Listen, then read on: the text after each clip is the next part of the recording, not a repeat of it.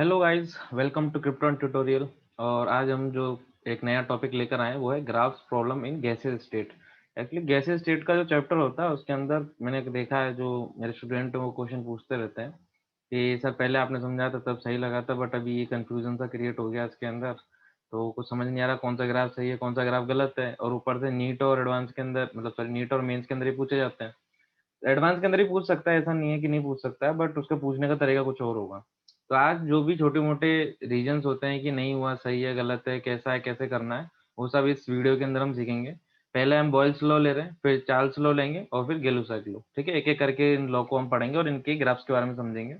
तो पहला Boyle's law, इसके अंदर जो सामने आपके ग्राफ बना हुआ है वो पूछा जा रहा है कि ये सही है कि गलत है। क्वेश्चन तो कहीं नहीं लिखा है, बट मैं आपको समझा रहा हूँ कि किस तरीके के क्वेश्चन पूछ सकता है।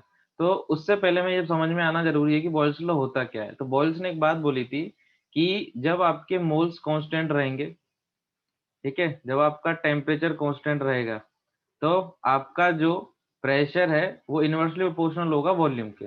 यानी कि पीवी इक्वल टू क्या रहेगा, आपका कांस्टेंट रहेगा। ठीक है। अब पीवी इक्वल टू कांस्टेंट है, लेकिन हमें ये पता है ना कि पीवी इक्वल टू एनआरटी भी होता है। भले उसे नहीं पता था, लेकिन हमें तो पता है, क्योंकि हमारे क्वेश्चन तो इन दोनों इक्वेशन को ध्यान में रखकर बनाए जाते हैं। तो यहाँ से हमें ये पता चल जाता है कि अगर इस कांस्टेंट को मैं नाम दे देता हूँ, मान लीजिए कुछ एक्स, तो एक्स इक्वल टू क्या है यहाँ पर आपका एनआरटी। यानी कि आपका ये कांस्टेंट डायरेक्टली प्रोपोर्शनल किसके है, टेम्परेचर के। मोल कांस्टेंट है, आपका रेडियस भी कांस्टेंट है। कांस्टेंट तो टेम्परेचर भी है, लेकिन इसके अंदर हमें थर्ड जो इक्वेशन है उसका भी यूज लेना होगा। ठीक है। तो यहाँ पर हमें क्या समझ में आता है कि अकॉर्डिंग टू बॉयल्स लॉ क्या था, पीवी इक्वल टू कांस्टेंट रहना चाहिए। पीवी इक्वल टू कांस्टेंट अगर रहता है, इसका मतलब अब इसके ऊपर वो आपसे ग्राफ पूछ सकता है डिफरेंट डिफरेंट टाइप के। तो यहाँ पर पहला ग्राफ पूछा है कि ये ग्राफ सही है कि नहीं। तो इसमें प्रेशर और 1/v के बीच में ग्राफ है। देखिए, अगर आप ग्राफ बनाते किस किस के बीच में, अगर आप ग्राफ बनाते हैं प्रेशर और वॉल्यूम के बीच में, जो कि नीचे भी आएगा, आपको नीचे भी देखने को मिलेगा। तो आप यहाँ पर ध्यान से देखिए इसको, इस इक्वेशन को, कि अगर मैं यहाँ 0 रखता हूँ वॉल्यूम, तो आपका प्रेशर इन्फिनिटी जाएगा, लेकिन इन्फिनिटी आपको मिलेगा नहीं। तो मान लीजिए यहाँ पर कहीं इन्फिनिटी मिला, फिर उसके बाद आप जैसे जैसे वैल्यू पुट करते जाओगे, लाइक 2 3 4 5 6, यानी कि मैं बोल रहा हूँ कि अगर वैल्यू जैसे जैसे आप वी की बढ़ाते जाओगे, प्रेशर की वैल्यू डिक्रीज होगी और इन्फिनिटी पर ये कहाँ जाएगी, 0। ठीक है। और मान लीजिए, मान लेते हैं कि इन्फिनिटी पे जाकर वॉल्यूम 0 होने जा रहा है, तो इसका जो ग्राफ आता है वो कुछ इस तरीके का आता है। ठीक है, सही से ऐसे बनता है, जिसको हम हाइपरबोला बोलते हैं इन जनरल। ये क्या होता है आपका, हाइपरबोला। लेकिन यहाँ पर क्या पूछा गया है आपसे कि प्रेशर और 1/v का ग्राफ कैसा रहेगा। तो प्रेशर प्रोपोर्शनल टू 1/v बोला है, तो यहाँ पर मैं इसी को यहीं पर अगर कांस्टेंट रख देता हूँ। ठीक है, मैंने क्या किया, प्रेशर इक्वल टू क्या कर दिया, k 1/v। तो ये मेरी y एक्सिस है और ये कौन सी एक्सिस है, पूरी की पूरी 1/v, ये मेरी x है। तो ये क्या हो गया मेरा y इक्वल टू mx। ठीक है। और y इक्वल टू mx क्या बोलती है आपकी स्ट्रेट लाइन की इक्वेशन, कि जो आपका ग्राफ है, जो लाइन है वो कहाँ से गुजरेगी, ओरिजिन से पास करते हुए निकलनी चाहिए। तो यहाँ पर ओरिजिन से पास करते निकल रही है, इसका मतलब ये क्या है आपका करेक्ट। ठीक है। नेक्स्ट क्वेश्चन की तरफ बढ़ते हैं। नेक्स्ट क्वेश्चन के अंदर आपसे सही गलत नहीं पूछा पूछा जाता है, नेक्स्ट क्वेश्चन के अंदर पूछा जाता है कि T1, T2 और T3, इनके बीच की रिलेशन क्या है, कि इनके बीच में किस तरह की रिलेशन है। ऑर्डर बताओ, टेम्परेचर 1 ज्यादा है कि टेम्परेचर 2 ज्यादा है कि टेम्परेचर 3 ज्यादा है।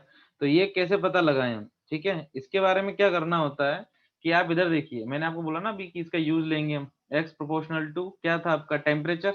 यानी कि और एक्स क्या है यहाँ पर, सबसे बड़ी बात क्या है, देखो ये के जो मैंने यहाँ पर इमेजिन किया है वो के, और इसका कंपैरिजन करूं मैं तो ये के कांस्टेंट ही है ना आपका। एक तरीके से मैं इसको क्या लिख सकता हूँ, पीवी इक्वल टू के, और यहाँ पर पीवी इक्वल टू के मतलब PV equal to X, first equation के अकॉर्डिंग। यानी कि पीवी इक्वल टू के, तो यहाँ पर मैं ये भी बोल सकता हूँ कि के इक्वल टू ही मेरा क्या है, एनआरटी। ठीक है। तो के अगर एनआरटी है तो के प्रोपोर्शनल टू टेम्परेचर है। यानी कि आपका के डायरेक्टली प्रोपोर्शनल हो गया टेम्परेचर के, बट के है क्या इन जनरल। तो अभी ऊपर हमने देखा कि ग्राफ किसके बीच में है, प्रेशर और 1/v के बीच में है। तो ग्राफ को तो स्ट्रेट लाइन ही होना था, लेकिन यहाँ पर ये जो के है वो किसको इंडिकेट कर रहा है, वो इंडिकेट कर रहा है आपकी स्लोप को। ठीक है। और आपको ये भी पता है कि जैसे जैसे आपका एंगल बढ़ता जाता है, ठीक है, जैसे जैसे आपका एंगल क्या होगा, बढ़ता जाएगा, वैसे वैसे आपका स्लोप भी क्या होगा, बढ़ता जाएगा। तो हम ऐसे एंगल मेजर करते हैं एंटी क्लॉकवाइज।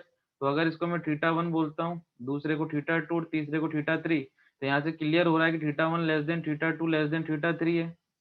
और अगर मैं स्लोप की बात कर रहा हूँ, यानी कि tan theta 1 less than tan theta 2 less than tan theta 3। आया समझ में? थीटा 3 किससे इमेजिन किया है हमने? इससे, T1 वाले से। यानी कि आपका जो क्या रहेगा टेम्परेचर T1, वो क्या होगा, बड़ा होगा किससे? 2 से, 2 वाले से ना, और 3 वाले पे क्या रखा हमने? थीटा 1, तो ये क्या आ गया? T3।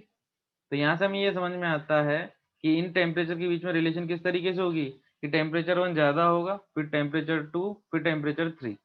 I hope it is clear. क्योंकि इसके अंदर क्या हुआ है, केवल और केवल मैथ यूज किए मैंने। एक बार मैं वापस से बोल देता हूँ कि y equal to M X का यूज करना था, जहां पर y हमारा प्रेशर है और x 1/v है। तो जो k बच गया वो क्या हो जाएगा? हमारा स्लोप। ठीक है, तो k अगर हमारा स्लोप है तो हमें ये भी पता है कि वो कांस्टेंट हमारा किसके प्रोपोर्शनल है? टेम्परेचर के। तो k की वैल्यू बढ़ती जाएगी तो टेम्परेचर की वैल्यू भी बढ़ती जाएगी। आ रही बात समझ में? अब आप बोलोगे सर आपने तो कांस्टेंट बोला था, तो कांस्टेंट ही तो है, मैं कब मना कर रहा हूँ। बस यहाँ पर ये ग्राफ जो है अलग अलग कांस्टेंट टेम्परेचर पर खींचे गए, जिनकी वजह से स्लोप में चेंज आया है। ठीक है, तो आपसे इस तरह का क्वेश्चन पूछा जाता है, बच्चा इसी में कंफ्यूज होता है। फिर उसके बाद हम नीचे चलते हैं। नीचे क्या ग्राफ है? नीचे दो ग्राफ, तीन ग्राफ आपके सामने दिए हुए हैं। तो अगला ग्राफ है प्रेशर और वी। क्या ये ग्राफ सही है? और एब्सोल्युटली सही है। ऊपर अभी थोड़ी देर पहले मैंने समझाया था कि पीवी इक्वल टू क्या रहता है आपका? हाइपरबोला फॉर्म करता है। ठीक है, और ये हाइपरबोला ही है। नेक्स्ट आपसे पूछा गया है पी और वी, T1 और T2 में रिलेशन क्या होगी, ये बताइए। T1 T2 relation. तो T1 और T2 में रिलेशन क्या बताएं आपको? अपनी थोड़ी देर पहले क्या बताया था मैंने कि जब भी यह हाइपरबोला ग्राफ खींचा गया है वो किस पर खींचा गया है? टेम्परेचर जब क्या था? कांस्टेंट। अगर टेम्परेचर कांस्टेंट था यानी कि इस पूरे ग्राफ के एक एक पॉइंट पर टेम्परेचर कांस्टेंट होगा, और उसका मतलब है कि आपका T1 इक्वल टू क्या हो जाएगा? T2। ठीक है, हर एक पॉइंट पर टेम्परेचर कांस्टेंट है, चाहे यहाँ पर मैं T3 क्यों ना बना दूं, T1 equal to T2 equal to T3 हो जाएगा, क्योंकि ये ग्राफ ही कांस्टेंट टेम्परेचर पर खींचा जाता है।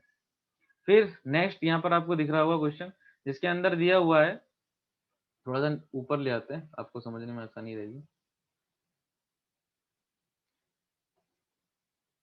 तो यहाँ पर आपका ग्राफ जो दिया हुआ है उसके अंदर क्या आपसे पूछा गया है कि T1 T2 T3, ये आपके सामने लिखे हुए हैं, और आपसे पूछा जा रहा है T1 T2 एंड T3, इनके बीच में रिलेशन बताओ कि रिलेशन क्या होगी। तो रिलेशन कैसे बताएंगे? ऊपर वाले में तो समझ में आ गया था, 1/v है तो स्लोप के डायरेक्टली प्रोपोर्शनल कर दिया। इसका कैसे करेंगे? तो इसका करने का सबसे आसान तरीका क्या होता है कि आप या तो वॉल्यूम के साथ एक कांस्टेंट लाइन खींच दो या प्रेशर के साथ एक कांस्टेंट लाइन खींच दो। कहने का मतलब है कि आपको ये इमेजिन करना पड़ेगा एक लाइन बनाकर कि इस पॉइंट पर प्रेशर कांस्टेंट है। जैसे मान लो प्रेशर कांस्टेंट है या वॉल्यूम कांस्टेंट है। जैसे मान लीजिए इस पॉइंट की बात करता हूं मैं, तो इस पॉइंट पर मैं ये क्या होगा, प्रेशर कांस्टेंट रहेगा सबके लिए, रहेगा कि नहीं रहेगा? अब मेरा ये कहना है कि पीवी इक्वल टू के होता है, जिसमें मैंने प्रेशर को क्या कर दिया है? कांस्टेंट कर दिया है। अगर मेरा प्रेशर कांस्टेंट है तो वॉल्यूम क्या हो गया? डायरेक्ट इक्वल टू के, या मैं ऐसे भी लिख सकता हूँ कि वॉल्यूम डायरेक्ट प्रोपोर्शनल टू के हो गया। आया कि नहीं समझ में? और आपको ये भी पता है कि के इक्वल के प्रोपोर्शनल होता है टी के, यानी कि वॉल्यूम यहाँ पर डायरेक्टली प्रोपोर्शनल किसके हो गया? टेम्परेचर के। यानी कि मेरा कहने का मतलब ये है कि अगर टेम्परेचर बढ़ रहा होगा तो वॉल्यूम भी बढ़ रहा होगा, और टेम्परेचर डिक्रीज हो रहा होगा तो वॉल्यूम भी डिक्रीज हो रहा होगा। ऊपर वाली जितनी भी क्वेश्चन थी वो यूज कर ली मैंने। अब नीचे पॉइंट खींच लेते हैं। ये V1 है, ये V2 है, और ये क्या है आपका? V3। तो हमें पता है यहाँ पर अगर वॉल्यूम की रिलेशन की बात करें, वॉल्यूम में जो रिलेशन है उसकी, तो उसके अकॉर्डिंग हमें पता चल रहा है कि V3 greater than V2 greater than V1 होगा। आया ना? इसका मतलब क्या हो जाता है कि T3 greater than T2 greater than क्या होगा? T1, क्योंकि आपका जो वॉल्यूम था वो डायरेक्टली प्रोपोर्शनल किसके था? टेम्परेचर के। आप चाहें तो इसके अंदर एक ऐसी लाइन भी खींच सकते हैं जिसमें वॉल्यूम कांस्टेंट होगा। तो जब वॉल्यूम आप कांस्टेंट कर दोगे, ठीक है, उस लाइन के लिए, तो उससे क्या समझ में आएगा आपको कि पीवी इक्वल टू के के अंदर वॉल्यूम कांस्टेंट है, यानी कि उस केस के अंदर क्या हो जाएगा? प्रेशर कांस्टेंट हो जाएगा। प्रेशर कांस्टेंट मतलब सॉरी, प्रेशर इक्वल टू क्या हो जाएगा? इसको हटा देते हैं। प्रेशर इक्वल टू क्या हो जाएगा? के, या प्रेशर प्रोपोर्शनल टू के हो जाएगा। और के तो प्रोपोर्शनल टू टेम्परेचर क्या है, तो इनडायरेक्टली प्रेशर डायरेक्टली, प्रेशर क्या हो जाएगा? Directly proportional to temperature. तो जैसे जैसे प्रेशर बढ़ रहा होगा वैसे वैसे क्या हो रहा होगा आपका?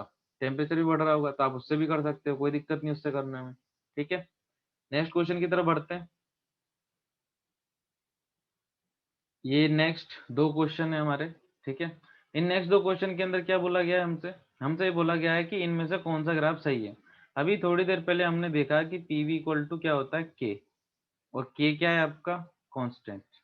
ठीक है, अब अगर पीवी आपका के है और के कांस्टेंट है, तो उस कांस्टेंट का ग्राफ आप चाहे पी के साथ बनाओ चाहे वी के साथ बनाओ, क्या फर्क पड़ता है? वो तो एक वैल्यू है और वो वैल्यू फिक्स है। इसका मतलब ये क्या इंडिकेट कर रहे हैं? के को इंडिकेट कर रहे हैं, है ना? ये किसको इंडिकेट कर रहे हैं? के को। यानी कि ये जो सीधी लाइन जा रही है वो किसको इंडिकेट कर रही है? आपकी कांस्टेंट को। तो उसके लिए क्या फर्क पड़ता है कि नीचे प्रेशर है कि वॉल्यूम है? तो ये हमें तो केवल ये समझ में आना चाहिए कि प्रेशर की किसी भी वैल्यू के लिए या वॉल्यूम की किसी भी वैल्यू के लिए वो कांस्टेंट कांस्टेंट ही रहेगा। इसका मतलब ये दोनों ग्राफ क्या हो जाएंगे आपके? सही, क्योंकि पीवी इक्वल टू क्या था आपका? कांस्टेंट। आया समझ में? तो इस तरीके के कुछ अच्छे-अच्छे क्वेश्चन आपसे पूछे जा सकते हैं ग्राफ वाले, और नीट के अंदर आने के चांसेस ज़्यादा हैं। नीट और मेंस के अंदर, एडवांस के अंदर ऐसे क्वेश्चन नहीं पूछेगा। हाँ, एडवांस के अंदर वो क्वेश्चन पूछा था जो अभी थोड़ी देर पहले मैंने सबसे सेकंड नंबर पे जो बताया था, टेम्परेचर में वो रिलेशन वो पूछा गया था। ठीक है?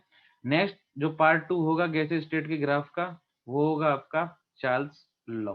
सो फॉर वेट कीजिए, आपको नेक्स्ट पार्ट भी मिल जाएगा। तब तक के लिए टेक